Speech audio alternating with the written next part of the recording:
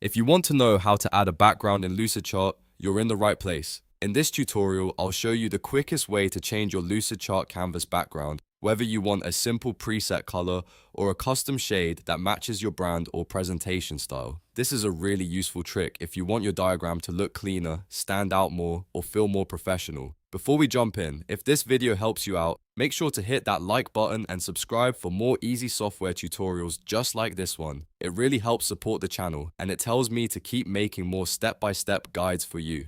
Alright, let's get started. First, log into your Lucidchart account and open the document you want to edit. Make sure you're inside the diagram where you want to add or change the background. Once your file is open, move your cursor to an empty area of the canvas. Now right-click anywhere on that blank space. A menu will appear, and from that menu, choose Document Settings. This is where Lucidchart keeps the page and canvas options. After you click Document Settings, a panel will open on the right side of your screen.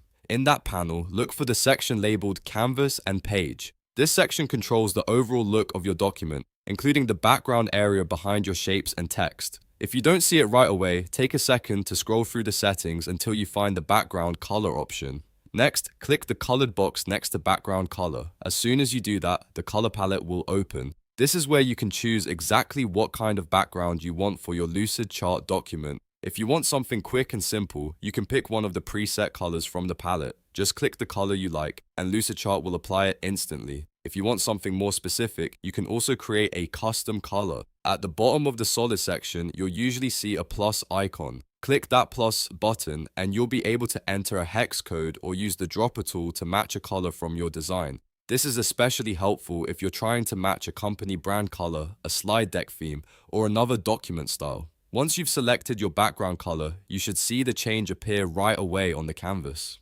Take a moment to review how it looks behind your shapes, icons, and text. If the background is too dark or too bright, just go back into document settings and adjust it until it feels right.